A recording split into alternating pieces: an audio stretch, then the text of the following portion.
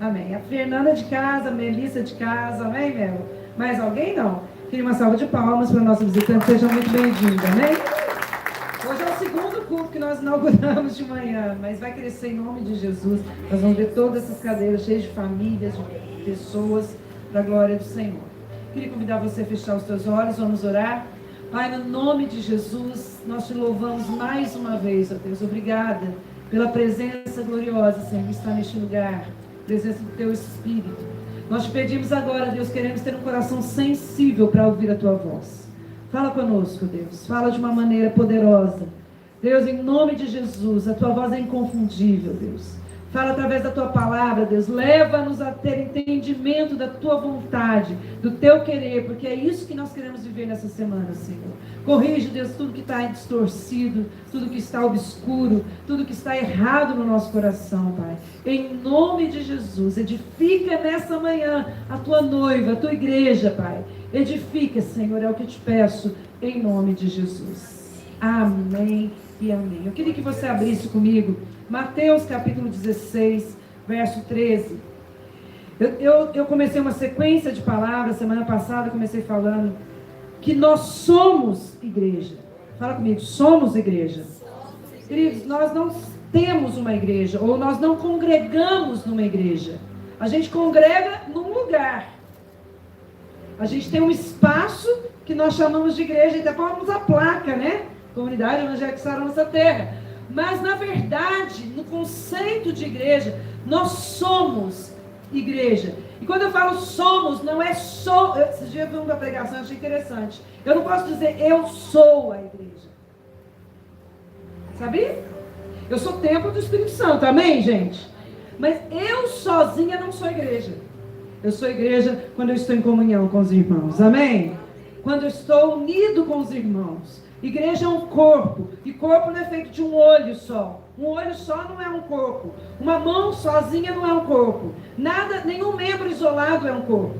O corpo é a unidade de todos os membros. Então nós somos a igreja de Jesus. Você pode dizer amém? Amém. Eu quero trazer para você a primeira menção que Jesus faz a respeito de igreja. E eu quero começar no versículo 13, porque é uma sequência de entendimentos esse texto. Indo Jesus para os lados de Cesareia de Filipe, perguntou aos seus discípulos: quem diz o povo ser o Filho do Homem? E eles responderam: uns dizem João Batista, outros Elias e outros Jeremias e alguns profetas. Mas vós, continuou ele, quem dizeis que eu sou? E respondendo Simão Pedro disse: tu és o Cristo, o Filho do Deus vivo. Então Jesus lhe afirmou: bem-aventurado és, Simão Bar-Jonas, porque não foi carne nem sangue que tu revelaram, mas meu Pai que está nos céus. Também eu te digo, tu és Pedro, e sobre esta pedra edificarei a minha igreja, e as portas do inferno não prevalecerão contra ela. Dar-te-ei as chaves do reino dos céus, e o que ligares na terra terá sido ligado nos céus, e o que desligares na terra terá sido desligado nos céus. Amém? Então a gente fala muito desse versículo, né? Que Jesus edificou a igreja, falou para Pedro, mas é uma sequência de entendimentos, é um contexto total, né? Que tem nesse texto, que eu quero falar com vocês. Mas antes de falar sobre o que é a igreja, o que Jesus fala da igreja, primeiro eu quero te dar o conceito da palavra igreja, que é um termo grego que significa eclésia. Eclésia. E eclésia significa, é uma junção de duas palavras, que significa literalmente os chamados para fora. Os chamados para fora. O que significa isso? Que quando Jesus instituiu a igreja, Jesus estava tirando um povo do mundo e trazendo para fora. Jesus estava tirando a gente do reino das trevas e trazendo para o reino dos filhos do seu amor. Interessante que esse termo a gente pode usar de uma outra forma. Da mesma forma que fomos chamados do mundo para a igreja, nós também somos chamados da igreja para o mundo, para fora, para trazer a luz do evangelho para o mundo. Você pode dizer amém, queridos? Então, nesses dois sentidos, a igreja, ela é chamada para fora, né? Tanto para fora, para o mundo, e do mundo para a igreja. E como eu disse para você, a igreja nunca é um lugar. A igreja sempre é um povo. Sempre é um povo. E eu quero começar falando para você o que não é a igreja. Porque a gente confunde muito. Primeiro, a igreja não é uma estrutura física. Essa paredes, esse telão, esse ar-condicionado, tudo que vocês viram aqui, som, é um prédio que foi alugado para dar possibilidade da igreja congregar. Amém, gente? Mas isso aqui de forma nenhuma é a igreja de Jesus, porque a igreja ela é um corpo espiritual. Você pode dizer amém? Eu, como eu pus aqui, olha, o prédio ele serve como ferramenta para a igreja cumprir a missão. Mas o prédio não é a igreja. Uma outra coisa que a igreja não é, e eu gosto de falar muito isso, queridos, porque a igreja não é um clube social. Eu agora faço parte de uma igreja, todo domingo eu bato carteirinha lá, às vezes tem até carteirinha física, né, gente? E aí lá eu encontro pessoas que pensam igual a mim, que gostam das mesmas músicas que eu, que dançam lá no arena. Não, gente, ainda que existe tudo isso na igreja, mas a igreja não é um clube social. A igreja é uma família espiritual de Deus, amém? E eu vou te falar uma coisa, para entrar nesse lugar, precisa mais do que ter uma carteirinha. Precisa mais do que ter falado assim, olha, eu sou crente. Precisa mais do que carregar a Bíblia debaixo do braço. Precisa de uma coisa muito difícil. Muito difícil, mas que eu sei que você já passou por isso. Necessita você nascer de novo nessa família. Quando são nascidos de novo, pode aplaudir ao Senhor. Somos nascidos de novo para estar nessa família. Ela não é uma ideia, uma sugestão, uma grande, vamos dizer assim, ideia que um homem teve, não. A igreja não foi algo que um homem chegou e falou assim, vamos instituir alguma coisa, né, para ser religiosa, para falar de Deus. Não, eu quero dizer para você que ela é o desejo de Deus desde a eternidade, que foi consumado na cruz. Que eu quero dizer que é muito mais sério do que nós imaginamos ser igreja. A outra coisa ela não é substituta do plano verdadeiro de Deus. Ela é o cumprimento das profecias do reino e ela é o eterno propósito de Deus aqui na terra. Quero dizer para você que não existe nada na terra que Deus ame mais do que a igreja dele. Quando Deus olha para você, Deus olha para você na igreja. Você pode dizer amém? Deus enxerga todos os homens, enxerga. Mas é na igreja, né? E eu quero que você entenda que a igreja é o plano abrangente de Deus. Agora, nós entendemos que a igreja não é perfeita. Não é perfeita por quê? Porque desde o momento que eu entrei aqui já não é perfeita. Não é verdade? Todos nós temos... Ela é feita de homens, ela é comandada por homens, liderada por homens. Todos cheios de falhas. E por isso que a igreja tem falhas. Mas a igreja é a coisa mais preciosa para Deus aqui na terra. Você pode dizer amém? Amém. E agora eu quero entrar. Então, naquele texto que a gente foi, o que Jesus veio fazer, como que Jesus instituiu a igreja. E eu quero dizer para você que Jesus, o texto começa, primeiro, com uma pergunta de Jesus, né? Lá em Mateus 16. Jesus pergunta para os discípulos, quem diz o povo ser o filho do homem? E aí, o povo tem várias definições de quem era Jesus. Uns falaram que era João Batista, outros falaram que era Elias, outros falaram que era reencarnação de Elias, né? Jeremias, profetas. Mas Jesus falou, olha, mas e vocês? Quem diz que eu sou? E Simão Pedro dá aquela resposta. Tu és o Cristo, o Filho do Deus vivo. Tu és o Cristo, o Filho do Deus vivo. E Simão, né? Simão Pedro, chamava Simão Barjonas. Jesus fala para ele, tu és bem-aventurado, porque não foi sangue e não foi carne que te revelou, mas foi o Pai dos céus que te revelou. Eu quero dizer para você que a primeira coisa, para você entender o que é a igreja, primeiro você precisa ter revelação de quem é o Filho de Deus, o Cristo, o ungido do Pai. E eu quero dizer para você que essa revelação, não adianta ficar falando, gastando saliva aqui, te ensinando, mostrando versículo. Você precisa ter uma revelação, não de sangue, não de carne, mas uma revelação espiritual do Pai, de quem é Jesus na sua vida. Amém, gente? Amém. Jesus, tu és o Cristo, o Filho do Deus vivo. O que Pedro estava afirmando nessa afirmação? Que ele reconhecia Jesus como Salvador do mundo, como o Messias prometido aos judeus, como aquele que era o ungido de Deus para fazer salvação ao mundo.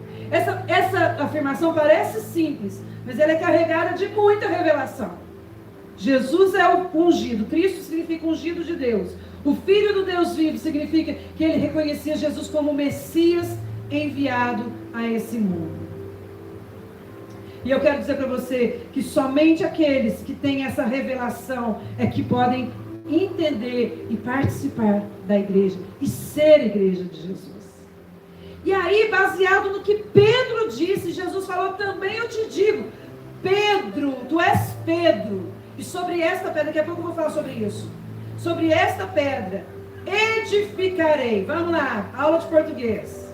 Quem que falou essas palavras? Primeiro que está na minha Bíblia de vermelho, as palavras de vermelho na minha Bíblia foi Jesus que falou, amém, gente? Quando Jesus fala assim, também tu és Pedro, e sobre essa pedra edificarei, quem que é o sujeito dessa frase? Quem que é o sujeito? Tá bem antes do verbo, gente. Quem que edificará a igreja? Jesus. É como se Jesus dizendo, eu edificarei. Isso aqui é importantíssimo, esse pronome oculto aqui, eu, significa, queridos, que de quem é a igreja, gente? De quem é a igreja, gente? Quem que edifica a igreja? Quem que é responsável de você estar aqui nessa manhã? Quem que vai trazer mais pessoas para essa igreja? Quem vai fazer essa obra crescer? Porque é Ele que edifica a igreja gloriosa. Não sou eu, não são os pastores. A igreja é do Senhor Jesus. Aleluia. É responsabilidade dele. E aí, como eu disse, Jesus, Pedro falou quem era Jesus, né? Ele falou que Cristo era ungido, era o Messias esperado. E eu quero dizer para você que todo homem que crê em Jesus e confessa Jesus como Senhor, como ungido de Deus, como Cristo, a Bíblia fala que ele é salvo. E automaticamente ele passa a ser igreja de Jesus. Qual é o critério para fazer parte da igreja? Não é carregar a Bíblia debaixo do braço, trocar as vestimentas, andar só de saia, não é só deixar o cabelo comprido, não é só falar eu sou crente, mas é você reconhecer Jesus como Senhor da sua vida. Automaticamente você é salvo e você faz, agora você faz, é uma pedrinha que Jesus edificou na igreja. A Bíblia fala que nós somos como pedras vivas que edificam a igreja. Você pode dizer amém? A outra coisa, queridos, olha que coisa interessante, isso aqui dá muita confusão. Jesus fala também, tu és pedra. Não, tu és Pedro. Primeiro, quem que é Pedro, gente? Simão Barjonas. Qual é o nome de Pedro? Simão Barjonas. Barjonas significa que ele era filho de Jonas, tá? O nome dele, quando Jesus chamou ele lá como pescador, era Simão, que nós conhecemos hoje como Simão Pedro. Mas Pedro foi o nome que Jesus trocou dele. E esse Pedro que Jesus trocou significa pedregulho, pedregulho, ou uma pedrinha arredondada, que pode ser facilmente movida. Já viu nas construções aqueles montes de pedra, que é uma pedrinha, que tem as pedrinhas para construção? Aquela peça pega uma, põe num lugar, põe no outro. Agora, quem é a rocha, gente? Quem é a rocha? É Jesus, também conhecido como a pedra angular, sobre qual os edificadores... Deixa eu te contar uma história tremenda, tremenda essa história. Eu estive em Israel. E você sabe que Israel ele já foi destruído mais de 7 vezes. Israel tem uma história de destruição muito grande do país. Então tudo que você anda lá em Jerusalém, onde você anda, você não vê nada que era original da época de Jesus. Está pelo menos 7 metros acima. Então quando você vai, por exemplo, tem algumas coisinhas que são originais em Israel. Uma delas é o tanque de Betesda, onde aquele paralítico foi curado. Quando você chega para ver o tanque de Betesda, você olha como se fossem uns 4 andares lá no fundo, o tanque. Porque a gente está andando lá em cima. Então a gente consegue ver, mas é lá embaixo. E uma das únicas coisas originais que ficaram do Templo de Salomão foi o Muro das Lamentações, do Templo de Salomão. Então é da época de Jesus. E tem uma parte do templo que os historiadores, os guias turísticos falam que aquele lugar provavelmente Jesus pisou, porque é um lugar original. E sabe o que é? É a pedra angular. Sabe o que é a pedra angular? É uma pedra de esquina. É uma pedra que faz esquina no templo. E ela é uma pedra de sustentação. Tanto que ninguém conseguiu destruir ela. Então, naquele lugar, naqueles degraus, é todo cercado. Eles falam, provavelmente Jesus esteve aqui. E quando a Bíblia fala que Jesus é a pedra angular sobre a qual os edificadores edificaram, eu quero dizer que Jesus é aquela pedra de sustentação do templo. E eu quero dizer para você que a igreja foi edificada sobre a pedra angular, sobre a rocha que é Cristo, que ninguém destrói. Você pode dizer amém? Esse texto traz muita confusão, porque quando Jesus fala que Pedro é uma pedrinha, mas que sobre esta pedra Jesus estava falando sobre ele mesmo. Queridos, pensa bem, não tem lógica Jesus falar que a igreja foi edificada sobre a vida de Pedro. Ainda mais Pedro, né, gente? Que era inconstante pra caramba, que era temperamental. Não faz sentido. E você sabe que os católicos, eles creem nisso? Gente, eles creem tanto nisso, que eu tive também num lugar muito importante, que é um dos lugares mais fascinantes do mundo, para mim, que é o Vaticano. E a igreja, a maior igreja do Vaticano, a igreja eu não sei se chama santuário, é a igreja de Pedro. É o santuário de Pedro, onde lá o Papa reza as missas. O santuário de lá, que é um negócio imenso, uma construção imensa. Primeira coisa que me chamou a atenção daquele lugar, cheio de túmulos. É um cemitério lá dentro, sabia disso? Todos os papas estão enterrados lá dentro, com mausoléus dentro da igreja, que eu já achei um absurdo isso. E a outra coisa que tem lá na cúpula, a gente sobe até na cúpula, até para ver, sobe uma escadaria. Quando você está embaixo, você olha em volta assim, e está escrito em latim, Pedro, tu és pedra, e sobre esta pedra edificarei a minha igreja. A igreja católica, ela crê que a igreja de Jesus, a igreja cristã que Jesus edificou, está edificada sobre Pedro. Queridos, mas esse versículo, eu peguei várias referências aqui, que no grego, Pedro e pedra tem pronúncias diferentes. Um é masculino, é feminino. Que a pedra que Jesus falou de Pedro é como se Pedro fosse uma pedregulho e que Jesus fosse uma grande rocha. E a gente sabe que a rocha é Cristo, amém, queridos? Portanto, o que nós cremos? Que nós somos as pedrinhas, nós somos como Pedro e sobre a rocha que é Jesus, que é a igreja edificada. E eu vou dizer uma coisa, não existe outro fundamento em que pode ser lançada a igreja e esse fundamento é indestrutível. Você pode aplaudir ao Senhor? Então, quando Jesus fala, eu edificarei minha igreja, ele está falando sobre, primeiro, que ele é a rocha, nós somos os pedregulhos. Segundo, a fé no fato dele ser filho de Deus. Acabei de dizer para você, a fé em crer que Jesus é o filho de Deus, que ele é o ungido, e a confissão dessa verdade é que nos faz ser edificados sobre a igreja. Uma outra verdade que fala assim, olha, esse texto é bem rico, porque fala assim, olha, tu és Pedro, sobre esta pedra eu edificarei o que, gente? A minha igreja. Jesus não fala a sua igreja, Pedro, ou a igreja de João, ou a igreja de, sei lá, de Barnabé. Jesus fala, eu edificarei a minha igreja. Você pode dizer amém? A igreja pertence a Cristo, a Ele e ninguém mais. Você pode dizer amém? Aplaude ao Senhor. Somos do Senhor. E aí, a gente é tão parte de Cristo, é isso que eu quero que você entenda, que a igreja é tão parte de Cristo, que lá em Colossenses 1,18, que diz assim, olha, e ele é a cabeça do corpo da igreja. É o princípio primogênito dentre os mortos, para que em tudo tenha a preeminência. É aquilo que eu falei para você, para Deus nós somos uma família, para Cristo nós somos o próprio corpo dele, cuja cabeça é ele. Amém? Além disso, Mateus 28,18 diz, e chegando Jesus, falou-lhes dizendo, é-me dado todo o poder no céu e na terra. A igreja é o reino do qual Jesus é o rei. E sobre o qual ele tem toda a autoridade. E por último não, tem mais dois versículos. Efésios 5,23 diz, Porque o marido é o cabeça da mulher, como também Cristo é o cabeça da igreja, sendo ele próprio o salvador do corpo. Jesus é o salvador da igreja. Você pode dizer amém?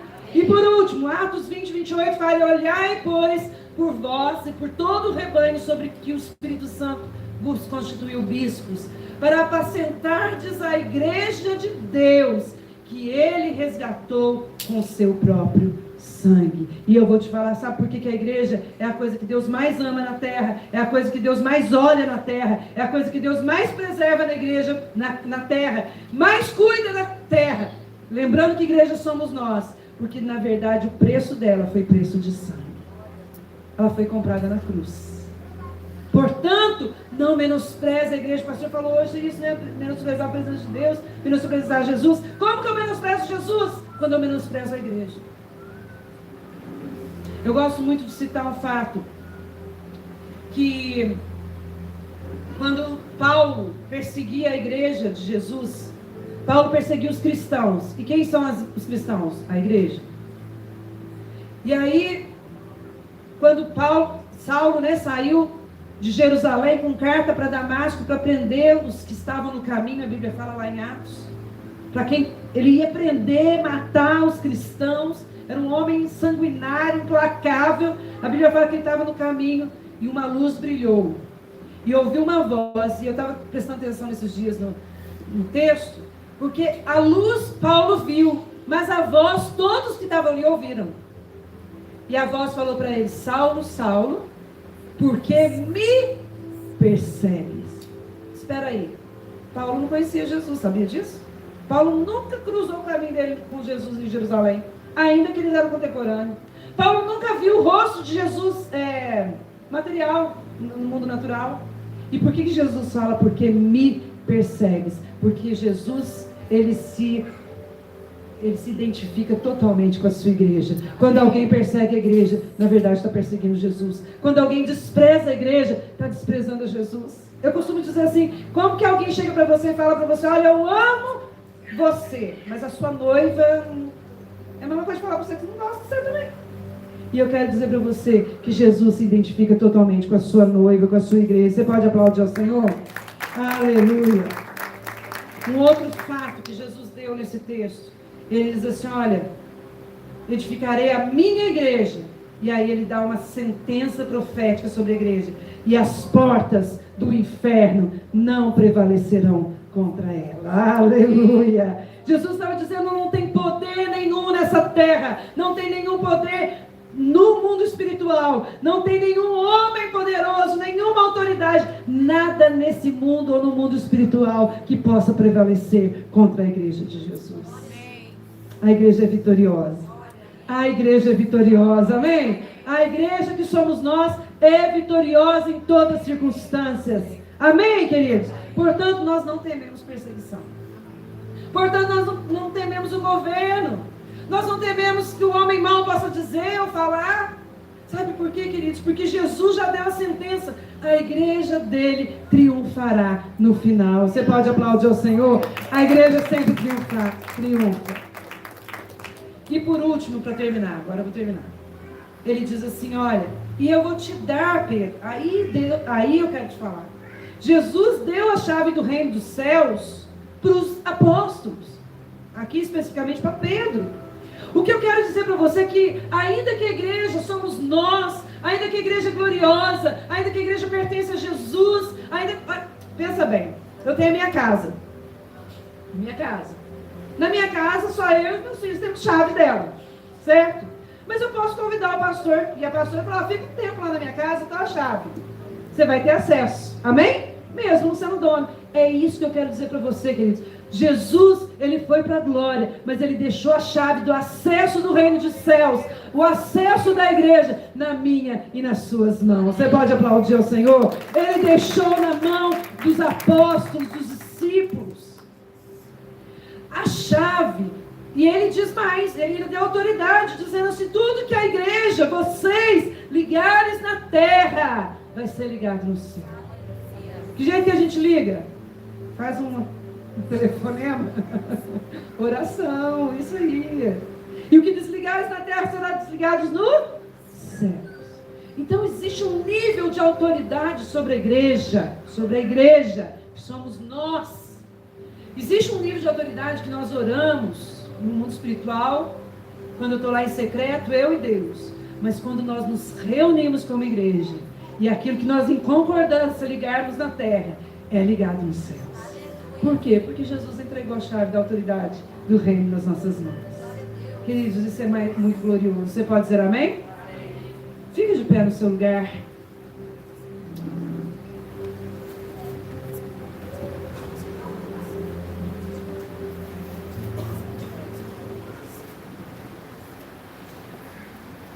E aí você fala assim, mas existem tantas igrejas, qual que é a igreja correta? Não, a igreja que Jesus edificou não tem uma placa de nome, Sara nessa terra.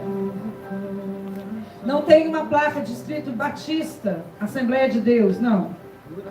Isso são formas que nós encontramos de identificação, até formas mesmo de crer. Mas a igreja de Jesus é uma só. Por que eu estou falando isso para você, queridos? Porque não ofenda a igreja de Jesus. Ah, eu sou da Sara Nossa Terra, eu falo mal da presbiteriana, eu falo mal dos batistas. Não faça isso. Lembre-se que Jesus se identifica totalmente com a igreja. E quando a gente fere a igreja, a noiva, seja em qualquer lugar, de qualquer denominação, nós estamos ferindo ao próprio Senhor Jesus. Outra coisa que eu quero falar para você: valorize este lugar. Valorize essa posição de ser igreja. Porque foi comprado por sangue. Foi comprada com o mais precioso sangue, que é o sangue de Cristo na cruz. Nós vamos cantar esse canto, que eu queria que você emendasse os corredores, desse a mão, declarando a nossa unidade em Cristo. Somos uma família. Temos um